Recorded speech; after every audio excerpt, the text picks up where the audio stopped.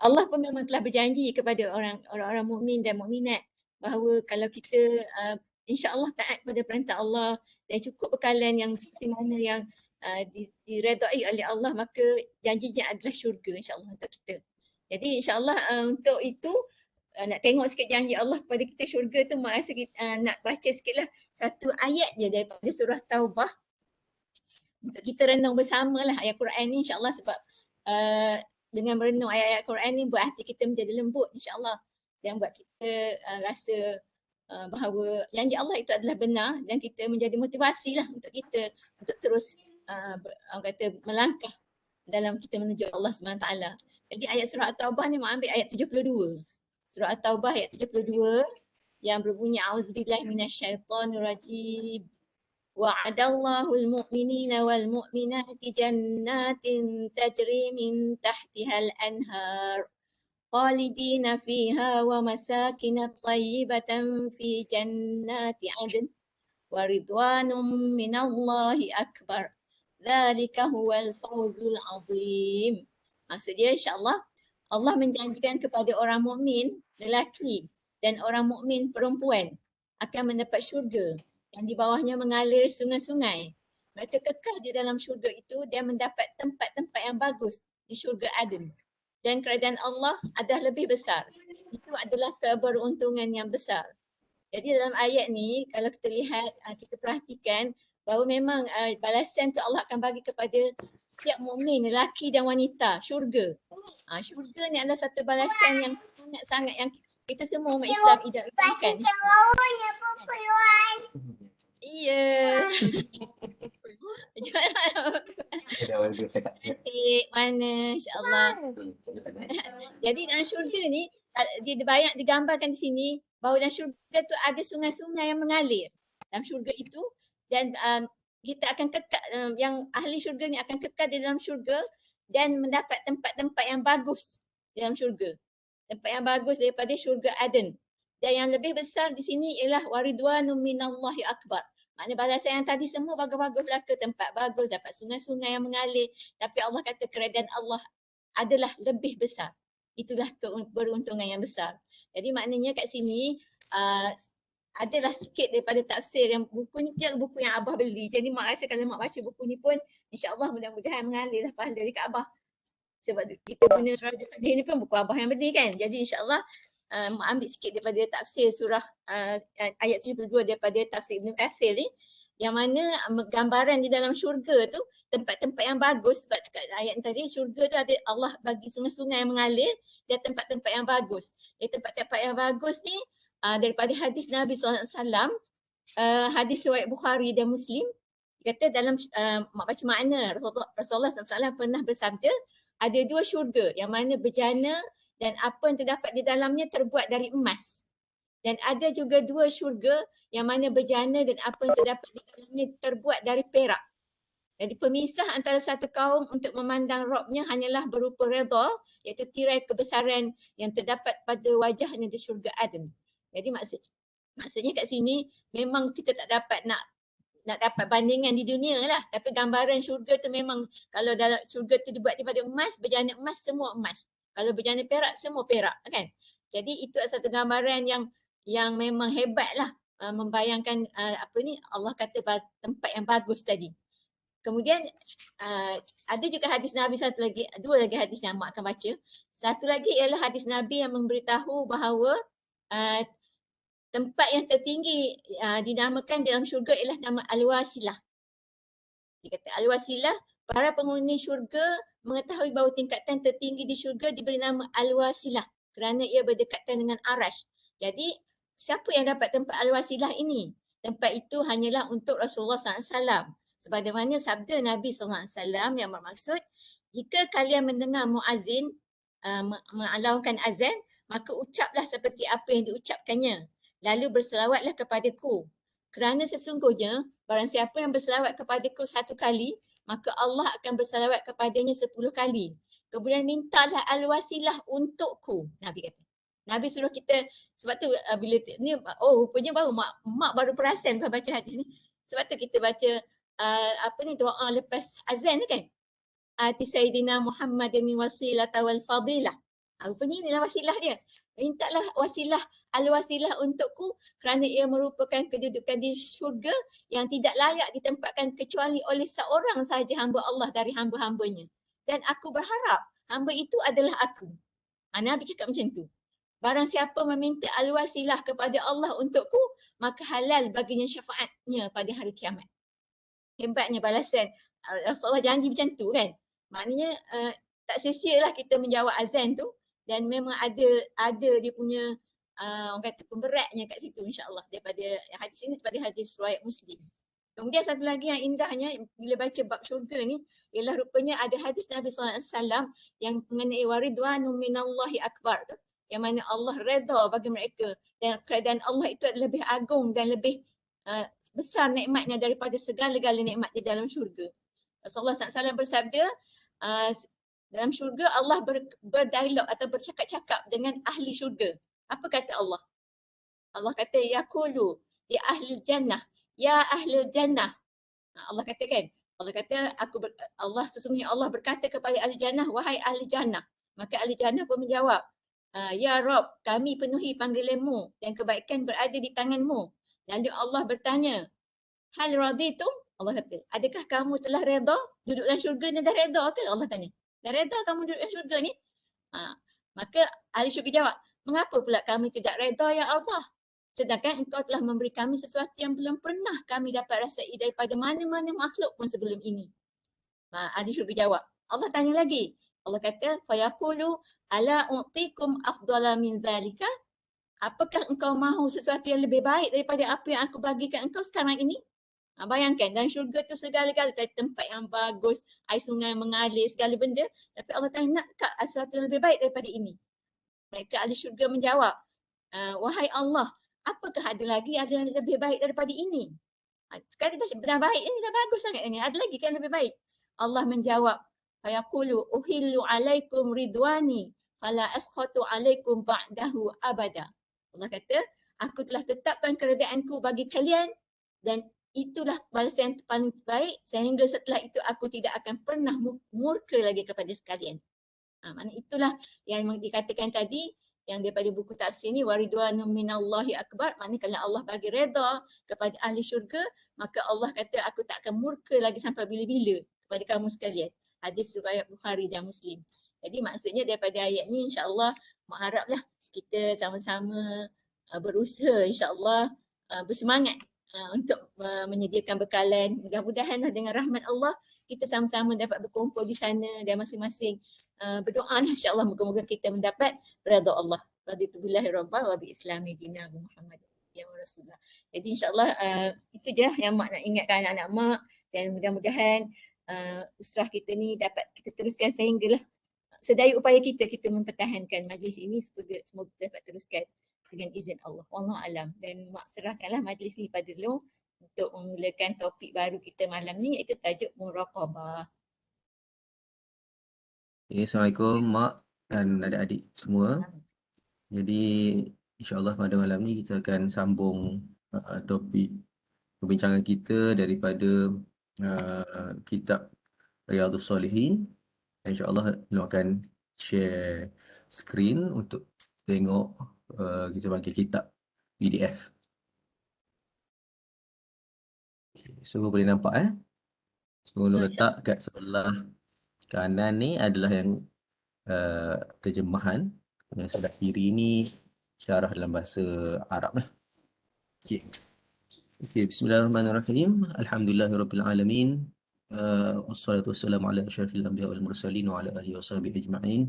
Dan insya-Allah kali ini kita akan bincang tentang bab 5 daripada kitab Riyadhus Shalihin iaitu berkaitan tentang muraqabah. Dari segi bahasanya muraqabah ni bermaksud kita merasa sentiasa diawasi oleh Allah SWT. Maksudnya benda ni adalah amalan hati, amalan batin. Dalam istilah English ni kita ada God conscious ataupun awareness. Maknanya kita sentiasa rasa diperhatikan. Sentiasa rasa diri kita ini diawasi oleh Allah SWT, diperhatikan, dilihat walaupun kita tidak melihat Allah SWT. Dan pengarang kitab ini membawakan ayat Al-Quran daripada surah Asy-Syu'ara. Bismillahirrahmanirrahim. Qala Allah Ta'ala allazi yaraka hina taqum wa taqallubaka fis sajidin. Allah SWT berfirman, Allah SWT melihat kamu ketika kamu berdiri untuk solat, iaitu Nabi Muhammad SAW, dan juga Allah Ta'ala melihat perubahan gerak badanmu di antara orang-orang yang sujud. Maksudnya Allah Ta'ala kata, kalau ikut dari segi terjemahannya adalah ketika mana Nabi beribadat uh, secara khusus dan secara umumnya pada kita semualah, maka Allah SWT melihat kita melakukan ibadah tersebut dan juga pergerakan kita di dalam sujud. Dan ada juga yang mentafsirkan taqallubaka fis sajidin itu sebagai ruh Nabi Muhammad SAW yang turun daripada satu generasi pada satu generasi yang lain, yang mana setiap generasi tersebut adalah orang yang sujud kepada Allah SWT. Yang disebut dalam tafsir syarah di bawah ni. Dan juga ayat seterusnya adalah waqala ta'ala wa huwa ma'akum aina ma kuntum. Dan Allah SWT itu bersama dengan kamu di mana saja kamu berada. Jadi ini kita panggil istilah dia ma'iyatullah, kebersamaan Allah SWT di mana saja kita berada. Dan ma'iyah di sini adalah ma'iyatul al-ilm, bukan zat. Sebab kalau ikut di sini tafsirnya mengatakan bahawa ilmu Allah SWT meliputi segala sesuatu. Kebersamaan Allah itu pada ilmu dia, pada apa yang kita lakukan, pada setiap zarah yang berubah. Dalam ayat Al-Quran lain pun Allah Ta'ala kata wa ma tasqutu min waraqatin illa ya'lamuha. Tidak ada satu daun pun yang jatuh gugur melainkan Allah SWT tahu. Jadi maknanya sekecil-kecil perkara diketahui oleh Allah SWT. Dan daripada ayat yang ketiga adalah waqala ta'ala innallaha la yakhfa 'alaihi syai'un fil ardi wala fis sama'. Semuanya bagi Allah SWT tidak ada sesuatu pun yang tersembunyi di langit dan juga di bumi dan juga di langit.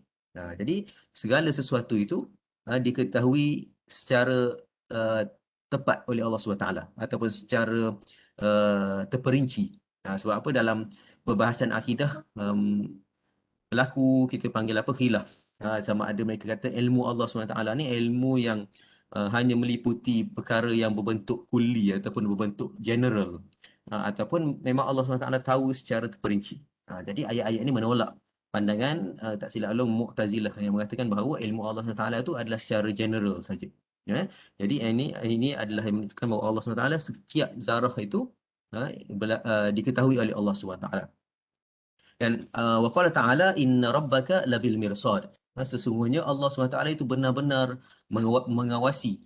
Dan kalau kita tengok di sini disebut ar-rasdu, mirsad ini berkaitan ar-rasdu. Ar-rasdu bermaksud mengintip ataupun kalau macam orang yang dalam peperangan, contoh kalau kita ambil orang yang sentiasa bersedia untuk memanah. Jadi bagaimana pengawasan, kita berkata pengawasan tentera tersebut kepada pihak musuh, maka Allah SWT melihat setiap gerak-geri kita tanpa ada rasa letih. Dan dalam ayat lain Allah Taala kata la ta'khudhuhu sinatun wala naum. Tidak ada rasa pada Allah SWT itu sifat mengantuk ataupun tertidur. Okay? Dan Allah SWT juga firman wa qala ta'ala ya'lamu kha'inatal a'yun wa ma tukhfi sudur. Allah SWT mengetahui setiap pengkhianatan mata. Maksud pengkhianatan mata dikatakan maksiat yang dilakukan oleh mata secara sembunyi, yang melihat kepada perkara yang haram. Ini kalau istilahnya kita melihat perkara yang haram, manusia lain tak tahu, tetapi Allah SWT tahu pengkhianatan mata tersebut, wa ma tukhfi sudur, dan apa yang disembunyikan di dalam hati. Okay, dan seterusnya masuk kepada hadis wa amal ahadis. Hadis ini adalah satu hadis yang sangat masyhur. Kalau kita tengok dalam kitab hadis 40 Imam Nawawi, dia mengatakan bahawa dia membawa hadis ini sebagai hadis yang kedua, yang menceritakan tentang usul ad-din, kerangka agama ataupun kita panggil paksi agama. Paksi agama kalau mengikut hadis ini ada terbahagi pada 3, iaitu Islam, iman dan ihsan. Dan kita baca hadis ini, kalau kita tengok apa yang diperincikan tentang iman, Islam, iman dan ihsan, maka kita akan melihat satu ruang lingkup yang syumul ataupun lengkap, yang menggambarkan tentang agama kita. Kan daripada Umar bin Khattab radhiyallahu anhu qala bainama nahnu julusun 'inda Rasulillah sallallahu alaihi wasallam dhata yaumin iz tala'a alaina rajulun shadidul bayadus thiyab shadidus sawari sya'r لا يرى عليه أثر السفر ولا يعرفه منا أحد حتى جلس إلى النبي صلى الله عليه وسلم فأسند ركبتيه إلى ركبتيه ووضع كفيه على فخذيه وقال يا محمد أخبرني عن الإسلام. Jadi kalau kita tengok dalam dalam awal hadis ini menyatakan pada suatu masa ketika mana Nabi dan para sahabat duduk dalam satu majlis, ketika itu datang seorang lelaki yang bersangatan putih bajunya, bersangatan hitam rambutnya, dan tidak ada kesan safar ataupun dipanggil perjalanan, ataupun tidak ada kesan seorang musafir. Sedangkan wala ya'rifu minna ahad, tak ada siapa pun yang kenal dia. Kalau orang luar sepatutnya mesti ada nampak kesan musafir, debu dan sebagainya, keletihan. Tapi ni dia kata nampak orang yang sangat perfect dari segi hai'ah ataupun keadaannya, seolah-olah orang yang duduk dekat dengan di Madinah, berasal daripada Madinah, tetapi tidak ada kesan safar, tapi kami semua tak kenal dia. Dan dia datang terus duduk di berhadapan dengan Nabi SAW, mendekatkan dia punya lutut dia kepada lutut Nabi SAW dan meletakkan tangan dia kepada peha Nabi SAW. Jadi lagi dia pelik, lagi para sahabat pelik. Nampak macam seolah-olahnya macam begitu rapat dengan Nabi SAW. Dan mereka semua tak kenal lelaki tersebut. Wa qala ya Muhammad akhbirni anil Islam. Dan lelaki itu datang dan lelaki itu tanya Nabi tentang Islam. Okey. Dan faqala Rasulullah sallallahu alaihi wasallam al-Islam an tashhada an la ilaha illallah wa anna Muhammadar Rasulullah wa tuqima as-salah wa tu'ti az-zakah wa tasuma Ramadan wa tuhajjal bait in istata'ta ilaihi sabila. Dalam apabila ditanya tentang apakah Islam, Nabi jawab kelima-lima rukun Islam. Yang kita kata apa, menjadi rukun kepada Islam. Iaitu syahadah, solat, puasa, zakat dan juga berhaji bagi mereka yang mampu. Qala sadaqta, dan dia jawab betul. Dia tanya dan dia kata betul. Lagilah menyebabkan perkara tersebut menyebabkan para sahabat lagi pelik. Fa'ajibna lahu yas'aluhu wa yusaddiqu. Dia tanya kemudian dia pula kata betul. Okey. Lagi para sahabat pun duduk dengar lagi, dia kata fa'khbirni anil iman. Ceritakan pada kami tentang iman. Qala an tu'mina billahi wa malaikatihi wa kutubihi wa rusulihi wal yawmil akhir wa tu'mina bil qadari khairihi wa syarrihi. Kamu beriman kepada Allah, beriman kepada malaikat, kitab, rasul, hari akhirat, dan kamu beriman kepada qadar, sama ada qadar ketentuan Allah SWT itu baik ataupun buruk. Dan lelaki itu jawab, qala sadaq, betul jawapan kamu. Dan ditanya lagi, qala fa akhbirni 'anil ihsan. Ceritakan kepada kami tentang ihsan. Qala an ta'budallaha ka'annaka tarahu. Hendaklah kamu menyembah, ceritakan kepada aku tentang ihsan. Lalu Nabi jawab, an ta'budallaha ka'annaka tarahu. Hendaklah kamu beribadah kepada Allah seolah-olah kamu melihat Allah SWT.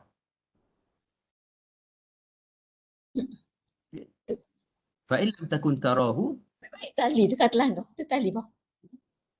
fa innahu yaraka. Sempat. Okey. Tok datang. Tok datang. Takut tok terlanggar wahyu tu kan. Okey. Terus Apa tu? Okey.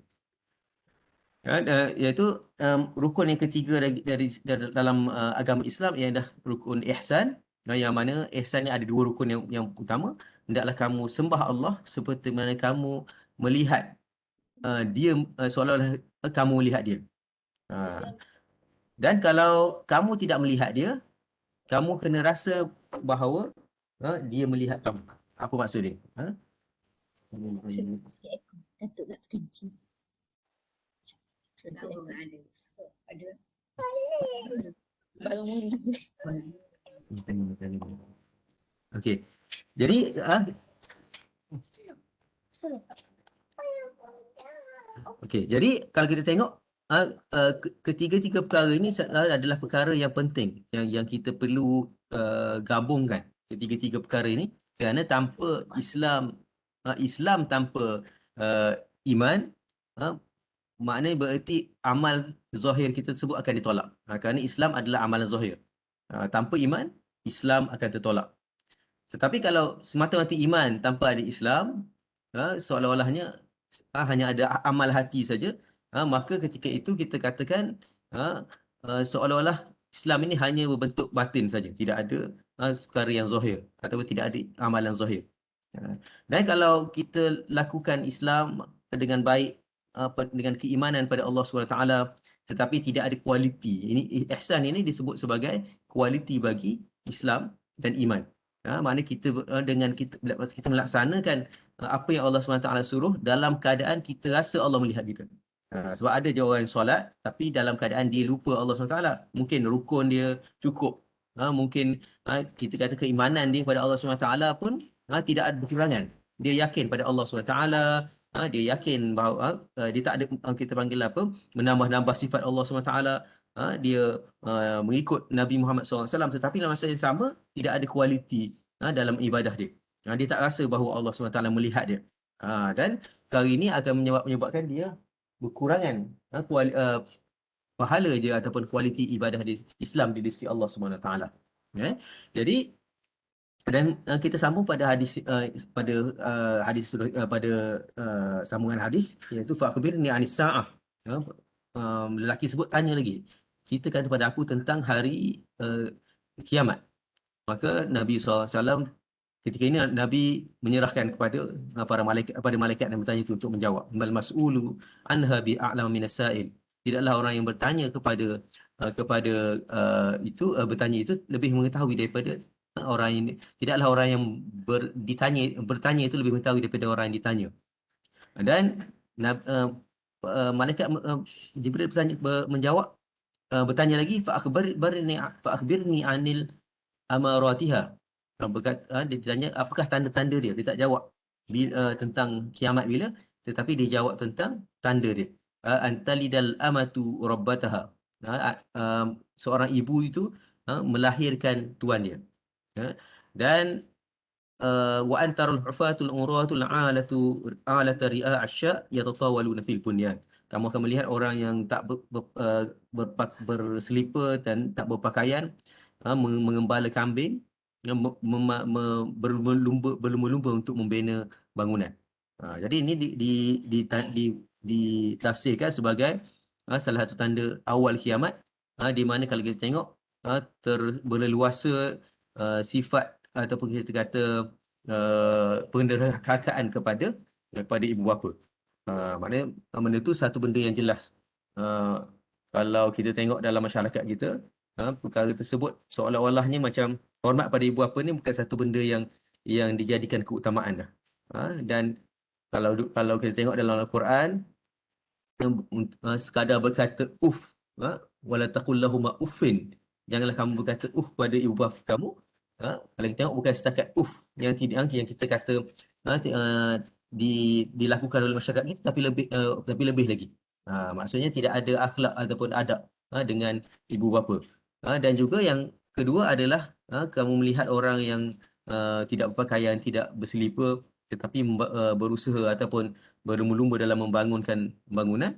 Itu petanda bahawa ketika ini orang yang kita diserahkan tanggungjawab untuk melaksanakan sesuatu itu adalah mereka yang bukan berkeahlian.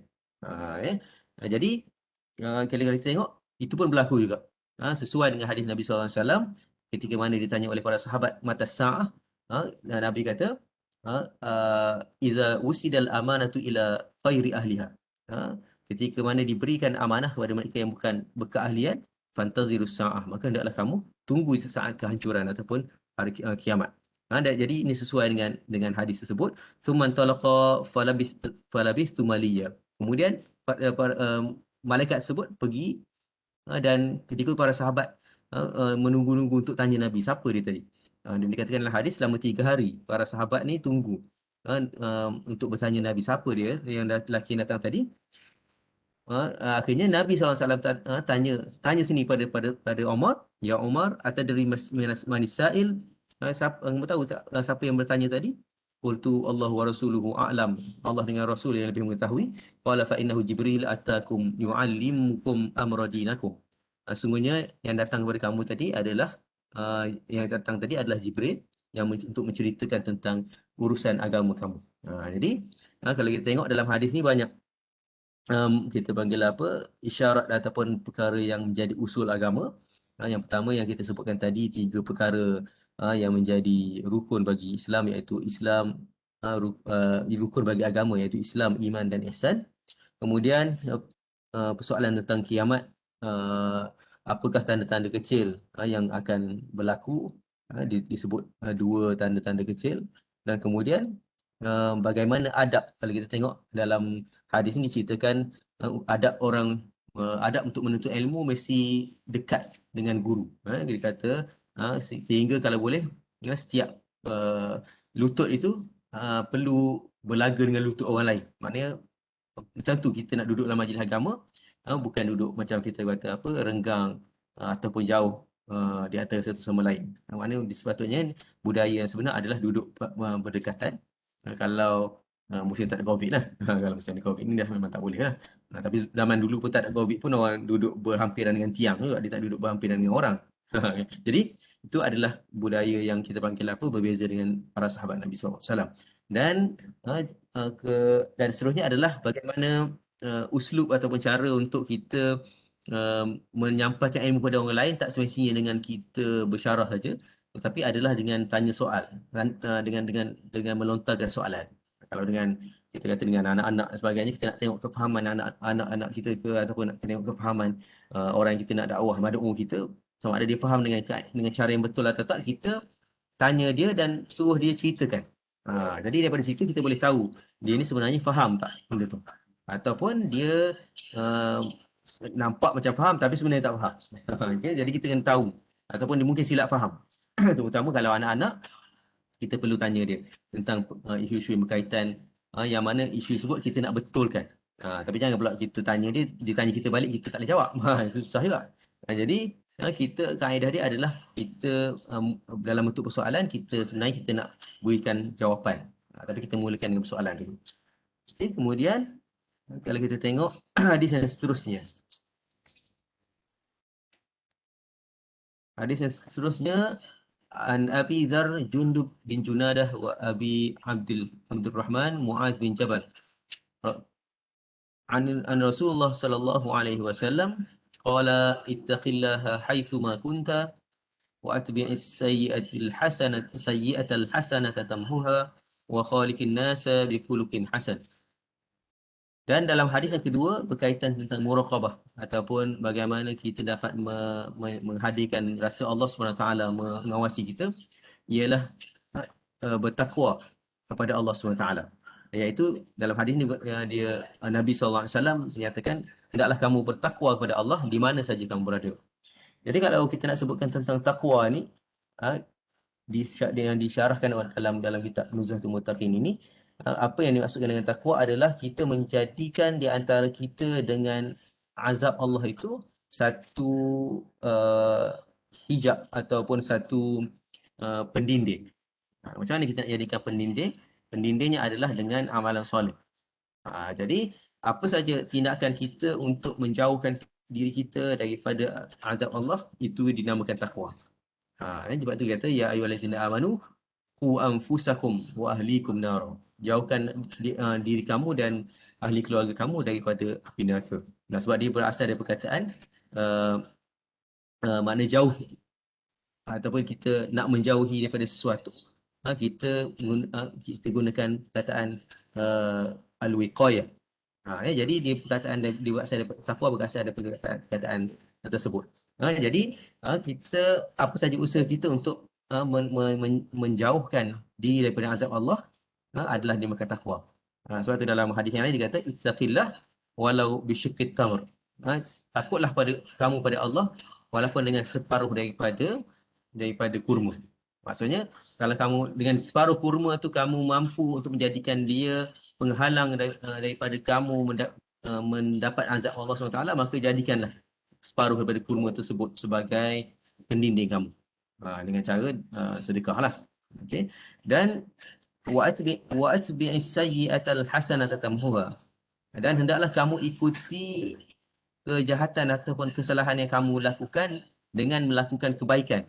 Nescaya kejahatan tersebut akan dihapuskan. Jadi dalam Islam juga ada konsep kalau kita sebagai seorang manusia ni memang sentiasa melakukan kesalahan, maka cara untuk perkara tersebut diampunkan oleh Allah SWT bukan semata-mata melalui taubat saja, tetapi adalah dengan melakukan kebaikan yang mempunyai nilai yang sama dengan kejahatan tersebut. Jadi tapi disyarahkan di bawah ni, hadza fi saghair. Perkara tersebut ataupun kaedah ini hanya terpakai dalam dosa yang kecil. Amal kabair fala yukaffiraha illa taubata bi syurutiha. Kalau dosa besar masih lagi memerlukan taubat dan juga syarat-syaratnya. Kita pernah sebut sebelum ni syarat taubat dan syarat-syarat dia. Wa hadza fi ghairil ma'asi al-muta'alliqah bi huquqin nas. Begitu juga kalau maksiat yang tidak melibatkan hak-hak manusia. Jadi maksudnya nak kata bagaimana amal baik kita boleh menghapuskan amalan jahat, tu mesti kita kata dosa-dosa yang kecil saja. Wa khaliqin nas bi khuluqin hasanin, dan hendaklah kamu berakhlak kepada manusia dengan akhlak-akhlak yang baik. Dan dalam hadis yang lain dia kata walaupun dengan talaqatil wajh, dengan semata-mata senyum pun, itu adalah kita kata paling-paling lekeh lah, paling-paling malas nak buat baik pun senyum kat orang. Itu adalah akhlak mulia. Wa kaffil adha, dan juga mengalihkan benda-benda yang menyakitkan muslim. Wa badlil ma'ruf, dan berusaha untuk melakukan kebaikan. Wa muamalatin nas bimithli ma tuhibbu an yu'amiluk. Dan yang paling utama adalah kita bermuamalah ataupun berinteraksi dengan manusia sebagaimana kita suka manusia berinteraksi dengan kita. Okay. Dan seterusnya hadis yang ketiga adalah hadis daripada Ibnu Abbas radhiyallahu anhuma qala kuntu khalfan nabi sallallahu alaihi wasallam yawman faqala ya ghulam inni uallimuka kalimat. Ibnu Abbas ni satu hari dia duduk dia naik kenderaan dengan Nabi sallallahu alaihi wasallam. Kemudian Nabi berpaling pada dia dan Nabi terus kata kepada Ibnu Abbas ni, wahai budak, wahai anak muda, aku nak mengajar kepada kamu beberapa kalimat yang penting. Ya. Yang pertama Nabi pesan adalah ihfazillah yahfazuk. Hendaklah kamu menjaga Allah dan nescaya Allah Subhanahu Wa Taala akan menjaga kamu.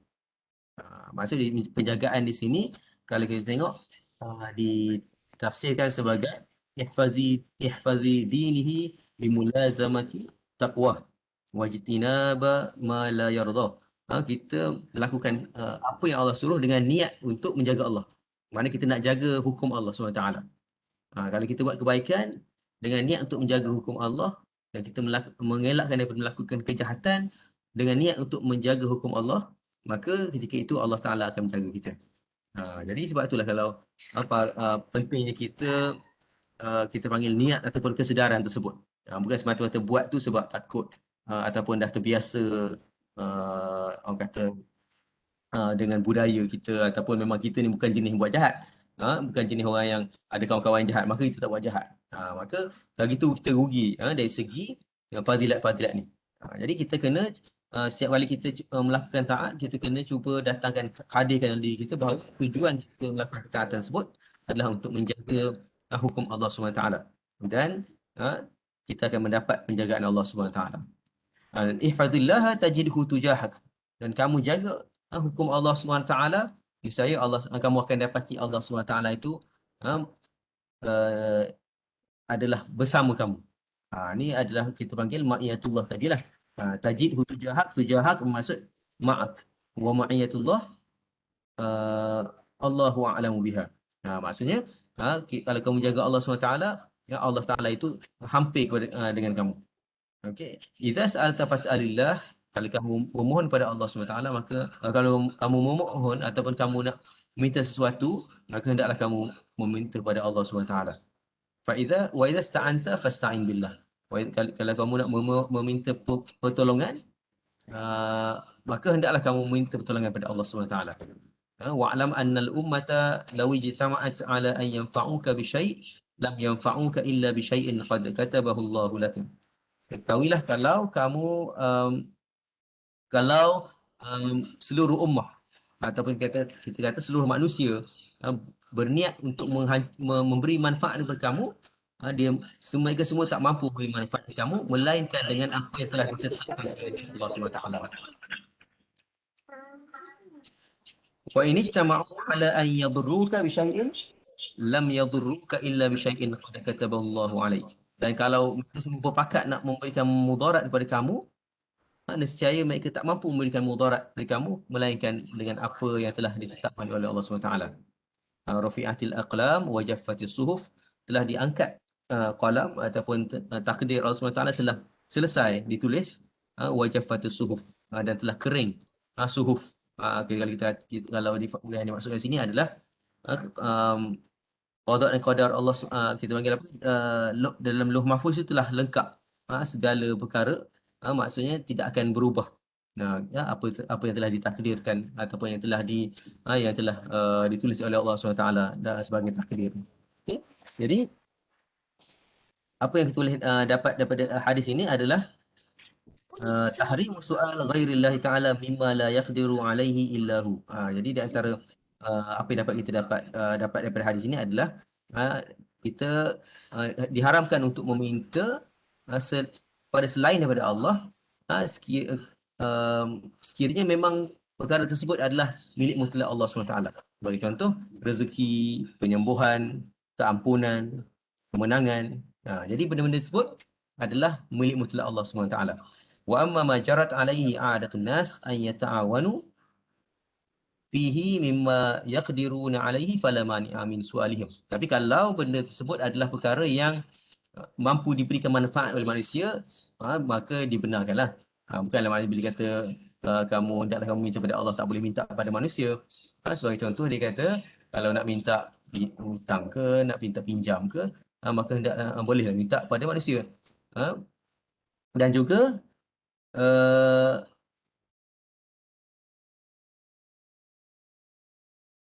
okey, apa yang telah ditetapkan oleh Allah SWT dalam umul kitab adalah suatu benda yang sabit dan tidak akan berubah dan tidak akan dipadamkan.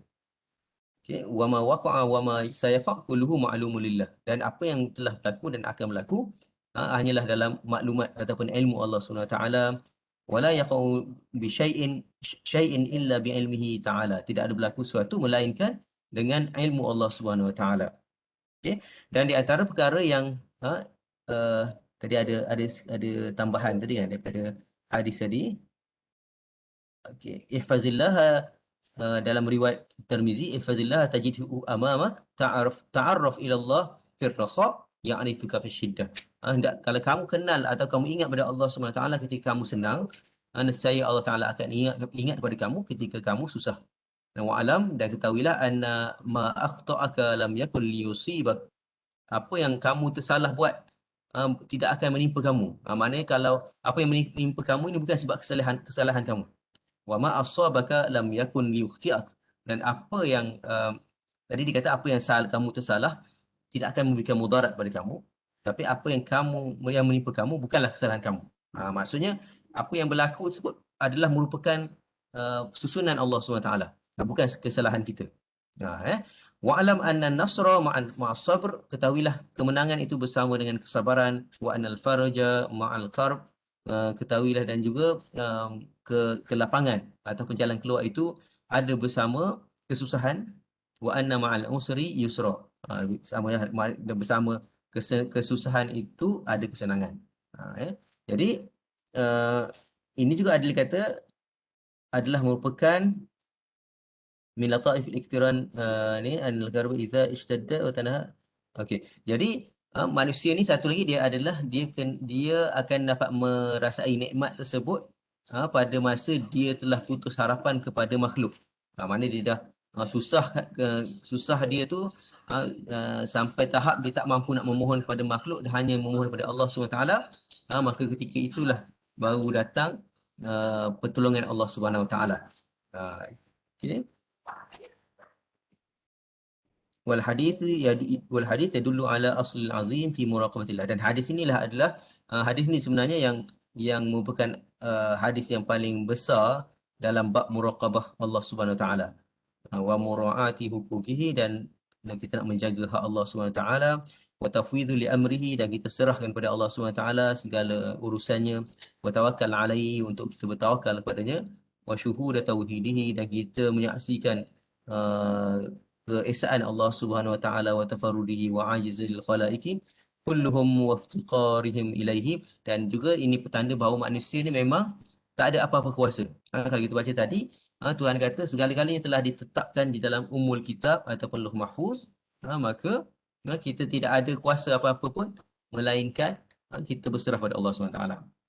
Tetapi adalah dalam hadis lain, kalau kita tengok, ada beberapa perkara yang kita kata, contohnya la yuraddul qada illa bidu'a, tidak akan ditolak takdir, tidak akan berubah melainkan dengan doa. Dan dalam satu hadis lain dengan sedekah, dan dalam satu hadis lain dengan menyambung silaturahim. Maksudnya boleh berubah, qada dan qadar Allah SWT boleh berubah dengan doa, dengan kita bersedekah, dengan menyambung silaturahim, dalam hadis-hadis yang lain tersebut. Ya. Okay. Ada apa-apa setakat ni untuk tambahan? Nak baca mana ni? Sampai habis. 9. Kita baca 5 ikut malam ni, insyaAllah.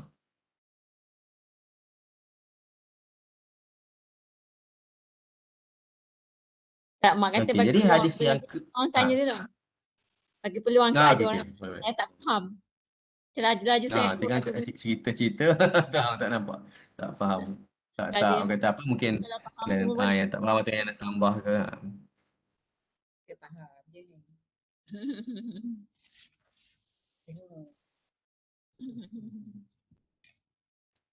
Okey.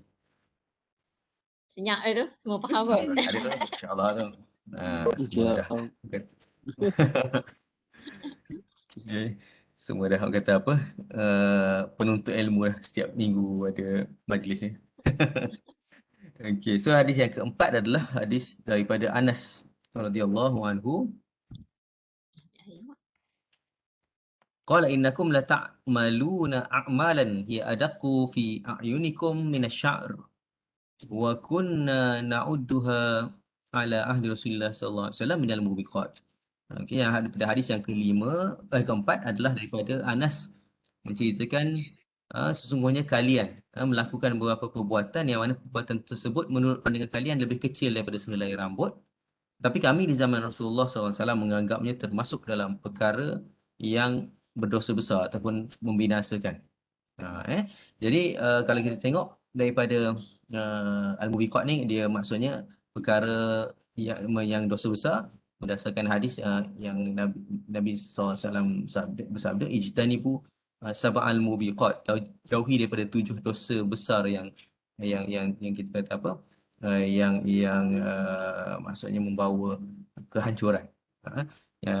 Dan kalau hadis ni maksudnya adalah Anas mengatakan bahawa kalian ni menganggap dosa sebagai satu benda yang kecil, sedangkan bagi kami dosa tersebut pada ketika mana kami bersama Rasulullah SAW, kami menganggap dosa tersebut dosa yang besar.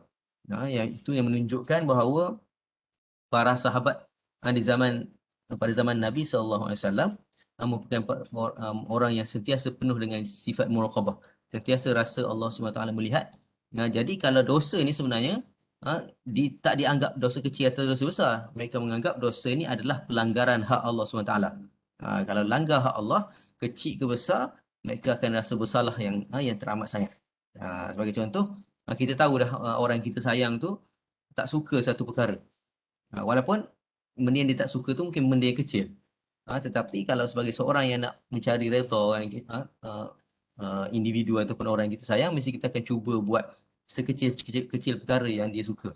Dan menjauhi sekecil-kecil perkara yang dia tak suka. Maknanya kalau betul-betul kita cintakan Allah SWT, dosa kecil pun kita akan anggap besar, kerana dosa itu sendiri adalah berarti kita melanggar Allah SWT. Dan kalau kita tengok juga memandang rendah ataupun memandang kecil sesuatu dosa itu adalah menunjukkan tanda sebenarnya kita ni kurang ataupun sedikitnya takut kita pada Allah SWT. Dan orang yang ada perasaan ataupun sentiasa melihat dosa itu satu dosa yang besar, itu menunjukkan kamalul khasyah wa azimul muraqabah. Maknanya orang tu, orang yang jiwa dia sentiasa khusyuk, mereka ni sentiasa dalam rasa diperhatikan oleh Allah SWT, mereka sentiasa melihat dosa itu satu benda yang besar. Sebab itulah kalau dalam digambarkan dalam tak silaplah hadis ataupun athar sahabat, dia kata tentang dosa ni, orang yang dekat dengan Allah SWT, dia melihat dosa ni seumpama bukit yang nak menimpa dia. Tak kira apa jenis dosa pun. Tapi bagi orang yang jauh daripada Allah SWT, dia melihat dosa ni seumpama macam lalat. Maknanya dia tepis-tepis, lalat tu pergi. Kemudian kalau datang, dia tepis balik. Macam tu lah, maknanya dia tak rasa satu benda yang perlu dijauhi. Jadi, dia sesuai dengan hadis yang kita baca ni, bagaimana sikap para sahabat ataupun orang yang dijanjikan syurga oleh Allah SWT. Inilah sifat dia ataupun kualiti yang perlu ada dalam diri kita kalau kita kata kita nak mengikut as-sabiqun al-awwalun, para sahabat yang hidup dengan Nabi SAW. Okay. Kemudian hadis yang kelima, hadis daripada Abi Hurairah radhiyallahu anhu an Nabi SAW qala inna Allah ta'ala yughar, sesungguhnya Allah SWT itu bersifat dengan sifat cemburu. Wa ghayratullah ta'ala an ya'tiyal mar'u ma harramallahu alaih. Dan cemburu Allah SWT itu adalah kalau dia melihat seseorang itu melakukan apa yang diharamkan. Jadi kalau kita ambil, pertama kita kena tengok bahawa perkara cemburu ni sebenarnya mustahil pada hak Allah SWT. Tetapi dipinjam sebagai satu nak mendekatkan makna. Mana kita boleh kata sifat-sifat dia kalau dalam melihat kalau hadis ataupun dalam melihat ayat-ayat sifat, ayat tersebut sekiranya dia menunjukkan kekurangan ataupun menunjukkan persamaan Allah dengan makhluk, maka kita kena, istilah dia kena ada takwil. Ni yang kita kalau kita bincang tentang kita panggil apa, perlunya takwil bagi gulungan ataupun kita panggil khalaf. Maknanya dibenarkan untuk takwil supaya kita tidak tersilap faham dalam ayat ataupun sifat ataupun hadis yang menceritakan tentang sifat Allah SWT. Ini adalah salah satu contoh yang menceritakan bagaimana sifat cemburu itu dinisbahkan kepada Allah SWT. Dia tidak menafikan lafaz tersebut, tetapi maknanya disesuaikan dengan kedudukan ataupun keagungan Allah SWT. Jadi disebut di sini al-ghirah fi haqqin nas taghayyuru halahum wanzi'ajahum. Maksudnya ghirah ni ataupun cemburu ni akan menyebabkan manusia ni jadi tak keruan, manusia ni jadi berubah keadaannya. Wa hadza mustahil fi haqqillah ta'ala. Dan perkara ini mustahil bagi hak Allah SWT. Jadi kalau kita tengok bagaimana sifat kecemburuan manusia kepada perkara yang kita panggil apa, yang disayang. Contoh cemburu yang kita panggil apa, yang disuruh oleh agama, sebagai contoh cemburu dalam melihat kita panggil apa, ada dua perkara lah yang dikata kecemburuan ataupun dengki, hasad itu dibenarkan adalah pada perkara orang yang diberikan ilmu dan beramal, ataupun orang yang diberikan harta dan digunakan harta tersebut di jalan Allah SWT. Dua perkara itu dibenarkan untuk hasad ataupun untuk cemburu. Dalam perkara lain tak dibenarkan untuk cemburu. Dan dalam hal ini kecemburuan ataupun perkara yang Allah tidak suka adalah ketika mana seorang itu mendatangi perkara yang haram, yang telah diharamkan oleh Allah Subhanahu Wa Taala.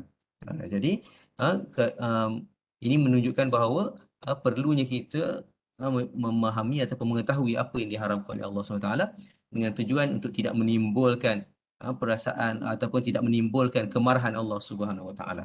Okey.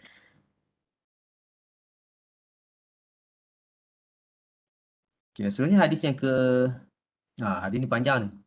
Hadis ke-6 ni panjang. Mungkin kita boleh ringkaskan kot.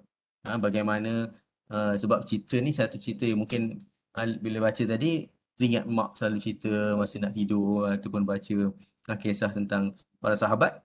Bagaimana 3 orang di kalangan Bani Israel, seorang kita panggil Abros, dia sopak, seorang kusta, botak dan buta.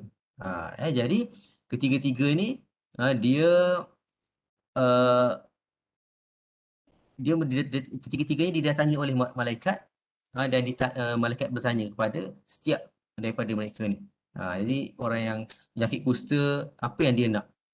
Ditanya pada orang penyakit kusta, orang penyakit kusta ni menjawab dia suka kalau sekiranya diberikan kulit yang baik, yang indah. Maka ketika itu para malaikat yang datang telah mengusap tubuhnya dan penyakit tersebut sembuh. Dan malaikat tanya lagi, apa yang kamu nak daripada harta yang kamu sukai? Dia jawab unta. Lalu malaikat beri pada dia unta. Dan malaikat mendatangi orang yang masalah botak pula. Okey. Dan orang yang botak ni mengatakan rambut yang indah lah yang dia nak. Ini macam tak tahu je. Okey. Dan malaikat mengusapnya, maka penyakitnya sembuh dan diberi rambut yang indah. Maka dan kemudian malaikat tanya lagi apa yang dia nak, maka dia beritahu dia nak lembu, maka dia beri lembu yang bunting. Dan malaikat jumpa orang yang ketiga, orang ni buta. Lalu dia ditanya oleh malaikat, apa yang kamu sukai? Maka dia jawab, mestilah yang disuka adalah penglihatan. Maka malaikat mengusapnya dengan izin Allah, penglihatannya dikembalikan. Lalu malaikat tanya, apa yang kamu nak ataupun kalau kamu suka? Maka dia jawab, dia suka kambing, maka diberikan kambing yang beranak. Okay, setelah beberapa tempoh, malaikat kita kata dia telah sembuh daripada penyakit dan juga telah apa yang ditinggalkan oleh malaikat tadi telah berkembang. Kalau untanya telah berkembang, beranak pinak dan sebagainya, lembu pun sama, sehingga memenuhi lembah. Maksudnya penuh, kita kata apa, melimpah ruah rezeki tersebut.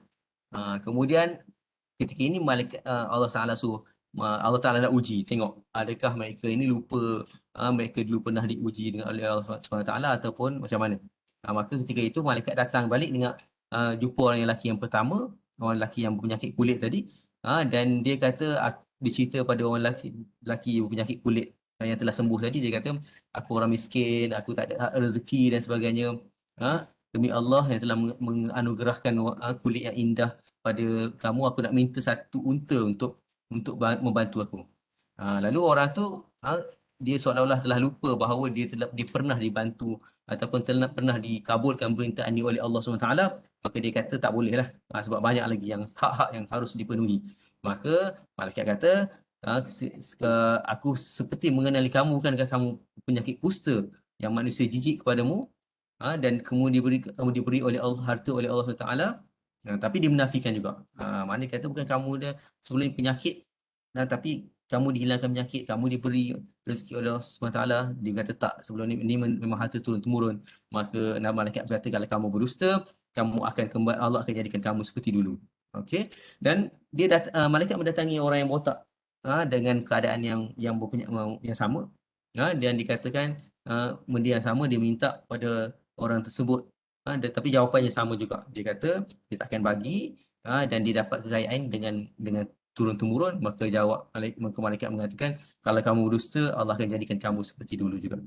Dan malaikat datangi orang yang ketiga, iaitu orang yang buta, dan dia kata, dia menceritakan benda sama, dia ni orang miskin, dia mengembara, terputus rezeki, maka aku nak minta seekor kambing untuk membantuku. Dan orang tersebut adalah orang yang ada sifat muraqabah. Dia tahu bahawa Allah SWT melihat dia. Ketika susah, Allah Ta'ala bagi bukan nikmat dia. Dan ketika senang, Allah Ta'ala nak tengok adakah dia ni seorang yang bersyukur ada hadir ni seorang yang menginfakkan harta daripada jalan Allah SWT, maka dia pun kata dulu aku buta tapi Allah memulihkan penglihatanku. Maknanya dia ingat apa asal usul dia, apa yang nikmat yang Allah Taala beri. Dan maka ambillah apa yang kamu inginkan dan tinggalkan apa yang kamu tak sukai. Demi Allah, aku takkan membebani kamu sesuatu yang telah kamu ambil kerana Allah SWT. Okey, jadi ketika ini ketika diminta oleh malaikat dibagi apa rezeki yang Allah Taala bagi, maka malaikat pun kata jagalah harta kamu kerana kamu sekadar diuji, dan kamu diredai oleh Allah SWT. Sedangkan kedua sahabat kamu dimurkai. Jadi dalam hadis ni, hadis yang ke-6 ni adalah bagaimana dalam setiap hal keadaan kita perlu ada sifat muraqabah kepada Allah Subhanahu Wa Taala. Maksudnya dalam keadaan susah, biasa kita akan mudah memohon pada Allah SWT. Kita mohon pada Allah, janji kalau Allah Ta'ala bagi pada kita nikmat, kita akan jadi orang yang paling bersyukur, kita akan jadi orang yang paling dermawan. Tapi bila diberi oleh Allah SWT nikmat, ramai mereka yang lupa. Mereka dulu pernah diuji oleh Allah SWT. Jadi inilah sifat manusia yang banyak kali kita jumpa dalam Al-Quran. Allah Ta'ala kata, Allah Ta'ala berfirman, innal insana khuliqa halu'a, idza massahu syarru jazua wa idza massahu khairu manua. Bila diberi kebaikan, bila ditimpa idza massahu syarru jazua, dia akan jadi kita panggil apa, berkeluh kesah. Tapi bila diberikan khair manua, dia akan jadi kedekut, dia akan jadi susah nak memberikan nikmat, berkongsi nikmat yang diberikan oleh Allah SWT kepada hamba-hamba Allah yang lain. Jadi kita kena pastikan bahawa diri kita tak termasuk di kalangan orang yang kita panggil apa, kufur nikmat Allah SWT. Dan salah satu cara untuk mengelakkan daripada diri kita mempunyai sifat tersebut adalah dengan menghadirkan muraqabah Allah SWT dalam setiap tindakan kita. Maknanya kalau kita dalam keadaan kita senang, kita rasakan kehadiran Allah. Kalau kita susah pun sama, kita rasakan kehadiran Allah. Barulah kita kata kehidupan kita tak termasuk di kalangan orang yang ketika mana susah berkeluh kesah, ketika mana senang lupa daratan, ataupun kita akan susah untuk membahagikan rezeki yang Allah Ta'ala berikan kepada orang lain. Ya.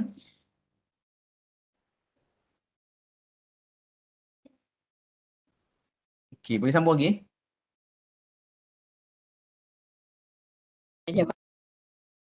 Ya, boleh. Boleh mak waktu mak. Boleh kot sebab insya-Allah.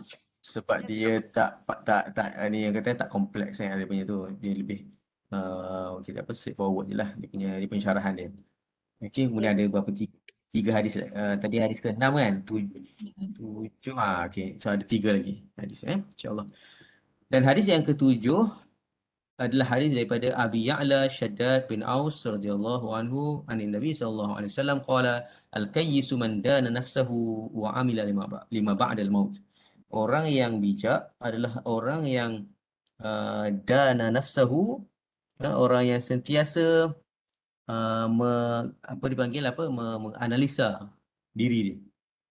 Wa amila lima ba'da al-maut, dan amalan dia itu adalah untuk selepas maut, untuk bekalan selepas kematian. Dan wal ajizu, sedangkan orang yang lemah adalah orang yang sentiasa mengikut hawa nafsunya. Manittaba'a nafsahu hawaha wa tamanna 'ala Allah. Dia kerja dia ikut hawa nafsu, tetapi dia mengharapkan keampunan Allah. Ya, maknanya dia buat satu, dia punya harapan dia dengan tindakan dia berbeza. Dia mengharapkan Allah mengampunkan dia, tetapi dia mengikut hawa nafsu dia. Maka ini adalah orang yang lemah. Tapi orang yang bijak adalah orang yang melihat, ataupun orang yang sentiasa dia menganalisa diri dia, berbanding dengan melihat kelemahan orang lain. Dia melihat kelemahan diri dia untuk dibetulkan, dan dia beramal dengan niat untuk mendapat pahala di akhirat, ataupun dia fokus kepada amalan yang membawa yang membawa pada pahala yang boleh memberi manfaat pada dia di akhirat. Dan kalau kita tengok daripada hadis ini, yang di antara yang dapat diambil pelajaran adalah wujubul akhdhi bil hazmi ma'an nafsi wa muhasabah. Maknanya kita kena sentiasa ada muhasabah. Ha, jadi muraqabah ni dia berkaitan dengan muhasabah juga. Muraqabah dia rasa Allah SWT melihat dia dan dia akan dapat membawa pada sifat muhasabah. Muhasabah bila dia melihat, bila dia rasa Allah SWT melihat dia, dia merasa keperluan untuk dia melihat kelemahan diri dia untuk dia betulkan. Dan dia juga dia dapat rasakan, dia dapat kita panggil apa, meningkatkan semangat dia untuk membuat amalan yang boleh membawa bekal pada dia di akhirat nanti. Berbeza dengan orang yang kita panggil apa, sentiasa dalam angan-angan. Al-amani wa wa'ada melurukun ilal amani. Dan orang yang orang yang lemah ni dia sentiasa berangan-angan. Dengan angan-angan yang menipu, wal awham al khadiah, dengan kita panggil apa, sangkaan-sangkaan yang menipu. Fa inna Allah Ta'ala yuthibun nas bima amilu wala bima tamannaw min ghairil amal. Semuanya Allah SWT ini memberi pahala atau memberikan ganjaran berdasarkan amalan, bukanlah berdasarkan angan-angan. Jadi angan-angan semata-mata, cita-cita semata-mata tanpa amalan, maka ia tidak memberikan apa-apa faedah di akhirat nanti. Okey, kemudian hadis yang yang ke-8 adalah hadis daripada Abi Hurairah radhiyallahu anhu qala Rasulullah sallallahu alaihi wasallam min husnil islamil mar'i tarkuhu ma la ya'ni. Daripada kebaikan atau petanda kebaikan Islam seorang itu adalah dia meninggalkan sesuatu yang tidak berkaitan dengan diri dia. Dan yang dimaksudkan dengan yang meninggalkan sesuatu yang tidak berkaitan adalah tidak wa 'alan nas ay yashtaghil bima fi salahihi ma'ashan wa ma'ada. Jadi orang yang yang kita panggil ada kebijakan ataupun ada melihat masa depan dia sentiasa fikir untuk menyibukkan diri dia dengan apa yang memberikan kebaikan pada dia di akhirat ni. Jadi dia tak sempat nak ambil ataupun kita panggil apa, nak menyibuk urusan orang lain, nak menyibuk perkara yang tidak ada kaitan dengan diri dia. Perkara yang tidak ada kaitan dengan akhirat dia. Kenapa? Kerana hidup dia sentiasa sibuk dengan ibadah, dengan ilmu. Kenapa? Kerana orang yang kita kata yang lengkap Islam ni, ataupun yang sempurna keislaman dia adalah dia ni sentiasa merasakan bahawa masa yang Allah SWT berikan pada dia adalah modal untuk dia meningkatkan darjat dia di akhirat. Bukan semata-mata masa ni untuk dihabiskan dengan perkara yang tidak berkaitan dengan dia. Jadi bila dia rasa macam tu, maka dia tak sempat untuk menyibukkan diri untuk, ataupun dia tak sempat untuk mengambil tahu sesuatu yang tidak berkaitan dengan diri dia. Okey, okey. Jadi ini juga yang kita kata boleh yang menjadi kunci bagi istiqamah. Kenapa? Kerana orang yang istiqamah ni dia tidak disibukkan ataupun dia tidak fokus dia tidak hilang, tidak dihilangkan dengan perkara-perkara yang berbentuk keduniaan. Sebab apa? Dia fokus dia pada akhirat. Maka dia istiqamah untuk mencapai matlamat dia. Dan kemudian yang ke-9 ataupun yang terakhir dalam hadis bab muraqabah adalah hadis daripada Umar radhiyallahu anhu anin Nabi SAW qala la yus'alu ar-rajulu fi ma daraba imra'atah. Seorang lelaki tidak akan ditanya ataupun dituntut mengapa dia memukul isterinya. Apa maksudnya? Jadi kalau ikut daripada hadis daripada maksud hadis ini ataupun apa yang dapat daripada hadis ini, innahu yanbaghi al-muhafazah 'ala al-israr allati takunu baina zawjain. Perlunya ada kerahsiaan. Dia kata di antara suami dan isteri. Wala yas'alu ar-rajul fima daraba imra'atahu li'annahu qad yakunu al-asbab yastahya min dhikriha aw mimma yajibu katmihi wa yatruku dhalika ila az-zawj wa ila al-muraqabatillah. Okey. Jadi dalam urusan rumah tangga kita tidak boleh istilahnya membawang lah. Istilahnya kita tak boleh mereka-reka cerita suatu benda yang kita tak tahu tentang urusan rumah tangga seseorang. Kerana apa? Kerana dalam urusan rumah tangga ini yang faham ataupun yang tahu tentang sesuatu perkara itu adalah kita panggil apa, suami dan isteri tersebut saja. Jadi dalam hadis ini menunjukkan bahawa kita tak boleh tanya sebab apa seorang itu memukul isteri dia. Tapi mungkin ada pengecualian lah. Pukulan yang macam mana yang tidak sampai ghairu mubarrih, yang tidak mencederakan. Dan ada satu kita panggil apa, qarinah ataupun tanda-tanda yang menunjukkan bahawa seorang perempuan itu perlu dipukul ataupun perlu dididik melalui pukulan. Wa yatraku dzalika ila zauj wa ila muraqabatillah. Dan dalam hal ini diserahkan urusan tersebut kepada muraqabah, kepada sejauh mana seorang suami itu memuraqabah pada Allah Subhanahu Wa Taala. فإنه مأمور بتأديب زوجته ولكن إذا رفعت الأمور إلى القضاء واحتاج الأمر إلى السؤال والجواب صح ذلك.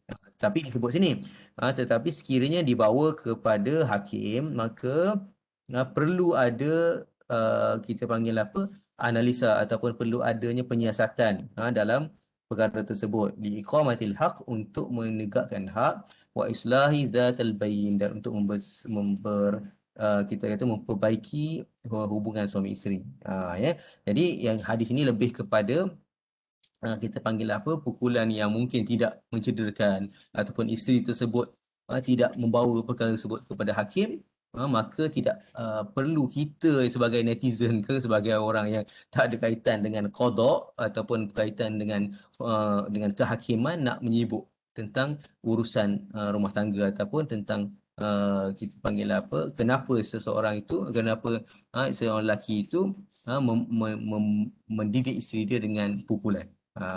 Tapi mungkin kita kata kalau kita nak bawa perkara tersebut kepada qada ataupun kepada hakim, tidak ada masalah.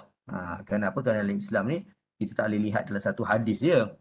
Kenapa? Hadis-hadis lain dia akan menyokong kepada ataupun menyempurnakan kefahaman tentang pada hadis-hadis yang lain. Ya.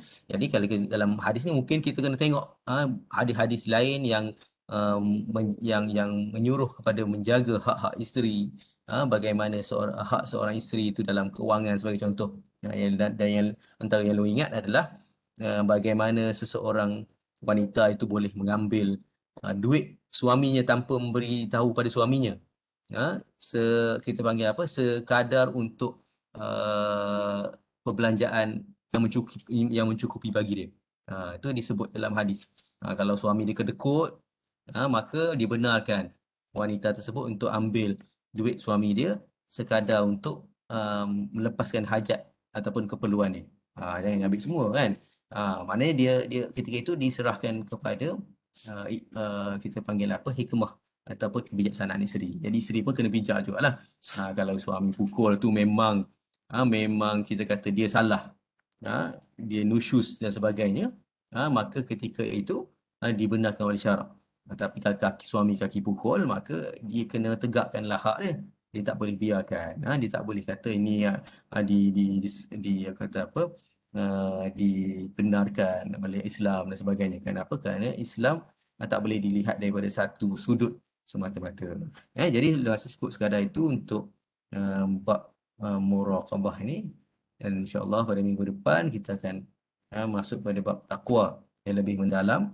Bagaimana takwa ini adalah, kalau kita pembahasan tentang takwa ini sangat sangat luas. Dan kenapa? Kerana dia menjadi asbab kepada seseorang itu tingginya darjat seorang itu di sisi Allah SWT di dunia dan di akhirat. Allah Ta'ala kata inna akramakum indallah atqakum. Sungguhnya yang paling mulia di kalangan kamu adalah orang yang paling bertakwa. Jadi kita nak tahu apakah ciri-ciri ataupun penerangan tentang takwa pada yang memberikan kemuliaan pada manusia, maka insya-Allah kita tunggu syarahan tengah minggu depan kan. Tengah berkenaan tentang takwa insya-Allah. Wallahu alam. Okay, jazakallah long di atas pengisian pada malam ni, alhamdulillah. Jadinya sekarang ni makmukilah pada perbincangan ada atau penambahan insya-Allah. Long ada nak tanya apa-apa daripada hadis-hadis yang Long baca tadi, mungkin ada yang kita perasan kurang jelas ke apa-apa. So kita boleh tanya Long, insyaAllah.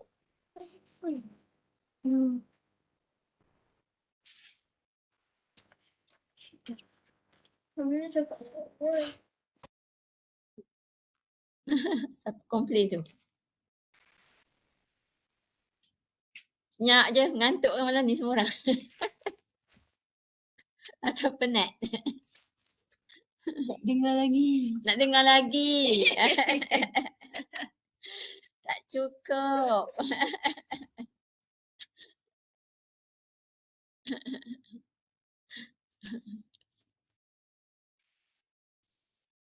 Cepatlah tanya. Tak ada orang nak tanya apa-apa. Ataupun tanya benda-benda lain pun tak apa. Tak mesti berkaitan dengan hadis. Apa-apa yang dalam kehidupan ni yang kita rasa mungkin kita belum jelas lagi ke, ataupun kita jelas tapi kita rasa sangat jelas dan kita nak beri penjelasan kepada orang lain. Nak kongsi. Contohnya bukan kongsi dengan sesama kita. Tak apa je. Kita bukan restricted pada hadis yang tadi Long baca je. Kan? Kita boleh bagi supaya kita sama-sama dapat orang kata luaskan pandangan dan pengalaman kita, sebab kita duduk di tempat yang berbeza. Jadi mungkin kita dapat kongsi pengalaman tu, jadi mengayakan lagi pengalaman orang lain, insyaAllah. Silakan. Ya. Tanya Pak Long. Ni bagus suka tanya. Apa ni? Tanya Pak Long. Beza jujur dengan janji? Jujur dengan? Apa beza jujur dengan janji? Jujur dengan janji. Jujur dengan janji. Bintang je sama.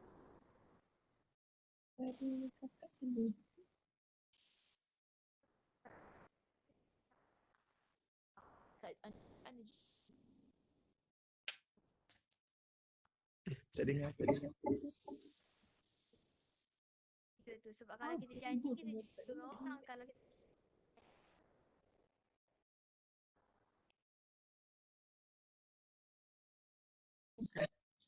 Auni, kuat sikit Auni. Dekat sikit. Dekat sikit. kalau kita janji kan kita jujur dengan orang kan. Kita janji nak pergi kedai beli buah-buahan je, tapi itu amanah kita jugalah. Soalan Auni? Soalan ni apa beza jujur dengan janji? Sebab sama. Tahu nak bezakan macam ni. Suara Long tak dengar. Suara Long tak dengar. Okey. Okey. So bila kita janji, maksudnya kita kena tunaikan kan. Kalau jujur ni sifat kita. Sifat seorang yang jujur. Bukan masa kita janji je. Masa kita buat apa-apa pun kita kena jujur. Jujur ni maksudnya kita kena, apa yang kita tunjukkan kat luar tu adalah apa yang ada dalam hati kita.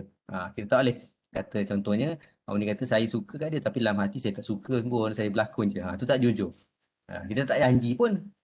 Awak ni tak janji apa-apa pun dengan dia, tapi awak ni kalau awak ni cakap benda yang lain kat luar berbanding dengan apa yang ada dalam hati awak ni, maknanya tak jujur.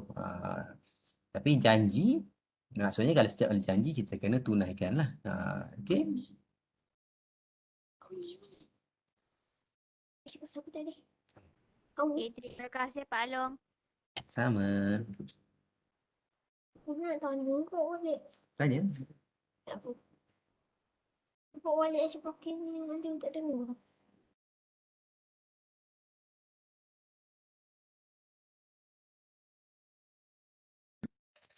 Dia nak tanya apa?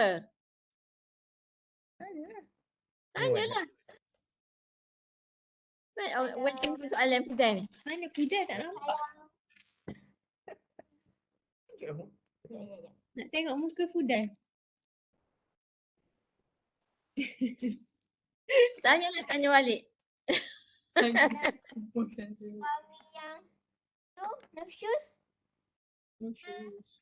dia ke kena Apa dia? Tanya apa benda? Nusyus. isteri dia ke kena pukul kalau suami dia yang tu, yang jahat. Bukan Yang suami dia yang jahat. Isteri dia ke yang kena pukul. Soalan tu susah jawab. Kena wali jawab. Suami wali. Suami. otak apa kalau isteri Kalau ada dia? isteri, suami nak didik boleh lah. Kena Bukan, nasihat dulu. bukan isteri yang tu. Suami jahat. Suami jahat orang lain kena hukum dia. Hakim kena hukum dia. Oh, maksudnya hukum. Kalau dia kena kod, tu boleh isteri boleh ambil duit. Ambil kan? Ambil. Ambil dalam poket dia. Dalam pus. Ambil dalam pus. Suami jahat boleh lah hukum dia. Sudah. Takkan isteri nak pukul pula. Ada lagi yang nak tanya? Bur nak tanya boleh. Tanya apa? Boleh. Takut Ibu tanya. Soalan cepu mas je. Kecil lah kan nak tanya kan. Sebab Bur tak pernah tanya lagi soalan ni kat siapa-siapa. Oh. Hari raya. Apa ngantuk suara pun? Semangat sikit pun. Suara pun. Yang tanya bila nak habis. Get into my voice. Okay. Soalan dia. Kita nampak gambar anak dia dua macam tu. Dan muraqabatullah. Kita faham dia adalah satu bentuk awareness dalam diri kita bahawa Allah sentiasa mengawasi kita. Bila kita cuba menghayati dan cuba melaksanakan apa tu awareness tu dalam diri kita, sejauh mana kita nak balance antara apa yang? Okay, sorry. So dia sebab berperasan orang yang muraqabatullah, yang menjaga betul-betul muraqabatullah ni, sometimes dia agak tidak normal dalam kehidupan harian dia. Dia akan macam bercakap seorang, kadang-kadang dia banyak bila tanya kenapa macam ni, dia kata dia cuba untuk menghayati muraqabatullah tu. Tu soalan tu kena tanya Yah tu. PSY question. Sebab betul tanya sebab ada 2-3 orang kawan yang memang sangat warak dan sangat menjagalah setiap detik sesaat tu, kalau boleh dia tak nak rasa yang dia ni lari daripada Allah kan. Tapi kehidupan dia tu agak tidak macam orang lain lah. So macam mana kita nak balance antara menghayati muraqabatullah tu dengan kita nak hidup normal bermasyarakat. Itu soalan dia lah. Kok Long pun berpengalaman.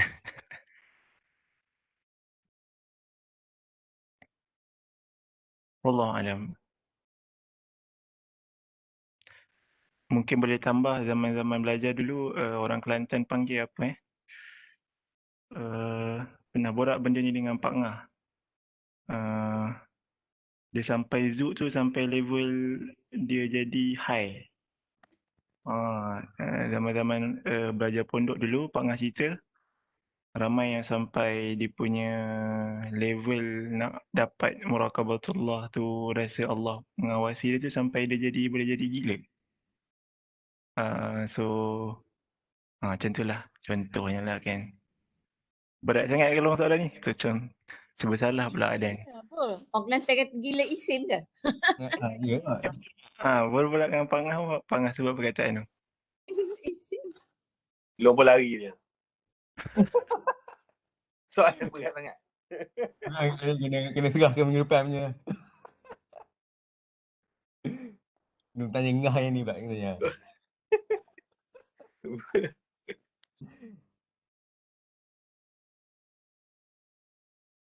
Tak tahu apa nak jawab yang ni. Sebab Bud pernah memang berat soalan tu. Sekolah menengah dulu pernah nak jadi hampir macam tu lah, tapi tak sampai lah. Boleh jadi isim tak? Ya betul. Kira macam seolah kalau berjalan tu, setiap langkah tu berasa macam akan buat langkah yang terbaik untuk Allah. Padahal langkah biasa je kan. Bernafas pun cuba bernafas yang terbaik supaya macam-macam lah, jauh lah pemikiran tu. Tapi bila Wali ni ke? macam tu, slow-slow lah tinggal lah. Tahu mana lagi tinggal. Tahu dia masuk web mula jaga. Ya betul. Masuk web malah jaga. Kawan-kawan tu Kesimpulan dia. ekor sangat ni. Tak. Jadi gila isim masuk web. Sakit jiwa. Kak Lang bahagian web, bahagian sakit jiwa. Kena kau muraqabullah ni mu'lam. Dia jaga mu'lam tu. Dia awasi. Sayang. Tengah. Saja guru. Jawab dong. Ada jawapan ke? Nak tunggu tangguh jawapan. Tu tangguh. Ada tu yang terfikir tapi tak berapa kita panggil apa? Mungkin Bu pun tahu benda hadis yang Nabi SAW, para sahabat yang ketika mana dengar kita panggil apa, pengajaran Nabi tu dia menangis, dia panggil apa tu, dia takutkan neraka kan. Lepas tu bila balik kepada rumah dia gelak ketawa kan. Jadi mereka ni rasa tak puas hati juga. Kenapa ni kalau jumpa dengan Nabi, mereka rasa mereka ni iman mereka tinggi dah. Mereka ni memang menangis-nangis tak berhenti-henti, insaf dan sebagainya. Tapi balik rumah dengan anak isteri, mereka rasa mereka ni lupa apa yang Nabi sampaikan. Okay, jadi adakah mereka ni munafik? Cuma dia tak ingat apa jawapan Nabi bagi soalan sahabat tersebut. Jadi kita nantikan minggu depan lah. Tapi rasa itulah yang kaitan dengan diri Dok, kita boleh kan. jadi juga macam gangguan syaitan Tu kalau terlebih dengan isim tu syaitan lah. Maksudnya dia jadi orang kata apa, dia kena tahu apa yang Allah SWT nak untuk diri dia kan. Maknanya apa tuntutan Allah SWT pada dia, bukan sampai tahap macam tu. Yang Allah nak adalah dia ni ingat Allah je. Kan? Kalau dia rasa ingat Allah sampai jadi isim tu, maksudnya dia ingat Allah dengan cara yang tak betul, ataupun kita panggil apa, dia tak tahu tujuan dia zikir tu untuk apa. Sebab tu dia katakan, ini baru terbaca semalam, dia kata orang yang kamil, insan kamil. Insan kamil ni adalah bukan orang yang kita panggil apa, penuh dengan karamat ataupun tak pernah orang kata apa melakukan ataupun sentiasa melakukan keajaiban. Tapi orang yang kamil ni adalah orang yang dia makan, dia berkahwin, dia kita panggil apa, buat benda yang dilakukan oleh orang biasa, tapi jiwa dia tak lepas daripada ingat Allah SWT. Itu je. Kan? Maksudnya bukanlah ingat Allah sampai rasa berat, sampai dia ni rasa tak layak untuk hidup ke. Macam mana Bu yang Bu rasa tu? Mana kalau kita rasa kita sampai setiap saat tu kalau salah, berdosa dan sebagainya, maknanya kita tak tally dengan apa yang Allah Taala kata kita ni manusia memang sentiasa melakukan apa kita panggil dosa dan kita ada peluang untuk taubat. Kan? Jadi maksudnya kita hidup normal lah kan? Dia normal, bila buat salah kita taubat. Bila kita lupa pada Allah, kita datangkan balik zikir pada Allah Taala. Jadi kalau sampai tahap rasa berat, rasa orang kata apa, setiap nafas tu nak takut berdosa dan sebagainya, tu dah mungkin kita kata dah macam mana Mak Lang kan, dia dah tahap apa tu? Mana dia rasa guilty semua, ada yang saya rasa bersalah kan, ada PSY penyakit ada kan, sentiasa rasa dia bersalah, dia blame by others. So tu pun adalah simptom orang kata apa, psikiatri jugalah. Bukannya simptom, bukan orang normal, bukan tuntutan Allah SWT lah untuk dia tu. Memanglah bagi ni taklikan sikit. Tak ada lah. Kalau yang passion yang macam dia occupied sangat dengan agama tu memang adalah term dia religiously preoccupied semua tu kan. Maksudnya memang dia sampai tahap ngerasa dia ni ada link dengan Tuhan. Mungkin rasa Tuhan tak terima dia, Tuhan apa dia dosa besar dia tu, ada tak orang sakit PSO ada rasa macam tu? Tak ada lah, dia lebih kepada dia rasa macam apa tu, Dia Tuhan je. dia ada kuasa. Dia ni Nabi Muhammad. Okey. Mana tak ada lah yang datang tu dia rasa tiba-tiba dia kata, doktor saya banyak dosa, tak ada lah. Kan? Tak ada. Yang boleh pertama lah ni. Itu orang depress lah.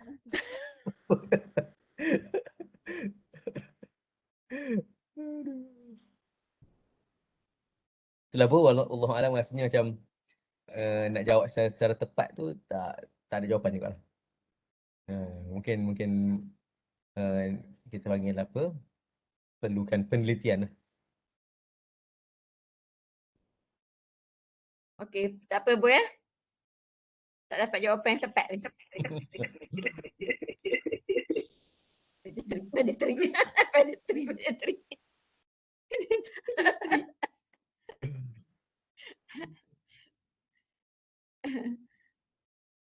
Kakak ada apa-apa nak tambah?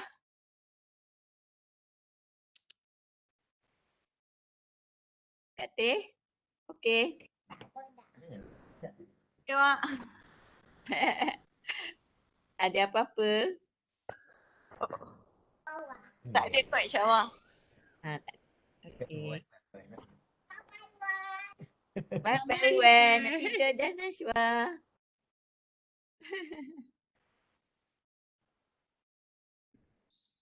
Okeylah, ngah semua tak ada dah ya insyaAllah. Jadi mak rasa kalau tak ada, tak ada. Kalau dah tak ada, mak rasa pertemuan kita minggu ni sampai setakat ni lah dulu insyaAllah. Dan mudah-mudahan apa yang kita pelajari tadi insyaAllah dapat kita amalkan dalam kehidupan kita. Dan memang muraqabah ni satu tajuk yang sebenarnya nampak macam ringan tapi sebenarnya berat. Sebenarnya pada mak lah. Nak aplikasi dalam hidup tu berat. Contoh sikit lah macam ayat Quran tadi kan. Ayat Quran kata surah Al-Mu'minun tadi Allah mengetahui khianat mata tadi kan. Mati yang khianat tu kan. Nampak macam mati yang khianat. Kita macam selalu yang khianat ni orang khianat. Ni sekali Allah mention kat sini mata khianat kan. Sebab mata kita ni kadang-kadang dia tak kita je yang tahu. Dia khianat ke tak sebab dia sikit je. Dia kenyit sikit atau dia toleh sikit je. Dia bagi mata pandangan dia kepada benda-benda yang haram. Dan tempat nak melakukan tu dia boleh buat dalam tempat yang baik. Contohnya kadang dalam masjid boleh sekarang ni kita dengan handphone kan. Maksudnya kita dalam masjid pun kita boleh buat khianat mata. Depan Kaabah boleh buat khianat mata. Kan? Dalam rumah buat khianat mata. Jadi mak rasa benda tu nampak macam takkan berlaku. Tapi sebenarnya dia boleh berlaku kalau kita tak berhati-hati. Dan ia akan membawa kepada dosa yang pada dibiarkan dia berterusan dia akan membuat dosa besar. InsyaAllah kan. Dan bawa tak baiklah dalam kehidupan kita. Jadi kita memang sentiasa terdedah lah sebenarnya. Benda yang kita selalu terdedah kepada fitnah ni memang sangat membahaya lah. Walaupun nampak benda kecil. Jadi kita kena berhati-hati sangat dan masa ayat yang surah Al-Mu'minun ayat 19 tadi memang kita kena renung betul-betul lah. Maknanya khianat mata dan juga apa yang tersembunyi di dalam dada kan. Sebab benda tu tak nampak. Kita je yang tahu. Jadi memang perlu kita menghayati muraqabah. Muraqabatillah. Itulah yang mak rasa kita perlu beri perhatian. Dan yang lain-lain yang Long sebut tadi alhamdulillah boleh mudah-mudahan dapat jadi guideline untuk hidup kita. Kalau tak ada apa-apa, mak rasa insyaAllah kita cubalah sedaya upaya. Semoga Allah mudahkan kita lah untuk menghayati apa yang kita pelajari. Allahu'alam bissawab. Tu lah baru nampak Akil. Akil. Jadi sekarang ni sesi berbual-bual mesra je. Mesra dah habis insyaAllah. Kita boleh tutup dulu untuk mesra kita dengan surah Al-A'raf dan tasbih kifarah.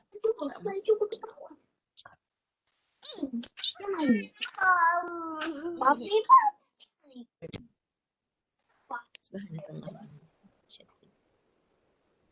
Okey. Hamzah tak tidur lagi ke? Hamzah senyum lah Kak Wan. Senyum lah Hamzah. Senyum sikit. Cakap orang, cakap orang. Akil. Akil. Apa tu? Akil minum air lagi ke? Apa benda? Macam dia buat? Main topeng ke? Ada. Kawan tanya. Aku demam. Oh, Akil demam. Hmm. Bila demamnya teh? Khamis malam Jumaat. Oh, apa ni hantar pengasuh lah. Jumaat hantar je kak? Jumaat. Jumaat tak hantar lah. Ya. Demam lagi ke Mak Teh? Harinya okey dah. Hari Ahad, Ahad Sabtu. Oh, tak, tapi on ubat lagi lah. Ubat kat bontot dia. Adik tak demam. Adik okey, adik sihat. Sihat. Adik dengan kakak sihat. Alhamdulillah. Nampak moyok je. Sihat rupanya. Apa tu? Sampai West. Apa sikat rambut Kamzah? Rambut panjang nampak. Nashwa. Nashwa tak tidur lagi. Tidur pukul berapa? Palung. Awak ni panggil Pak Alung lagi. Dan budaya. Budak Pak Long dah udah budak. Mana Pak Long tahu?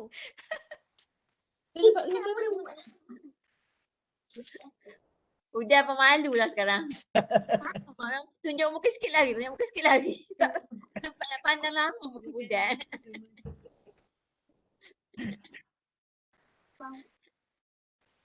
Haris dah tidur. Tidur kan.